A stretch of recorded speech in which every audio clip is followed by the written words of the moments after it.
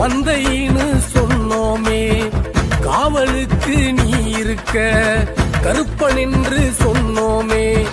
சந்தனத்தின் வாசமா சவ்வாது வாசமா, ரோசா பூமாலையும் கம்பீர தோற்றமா.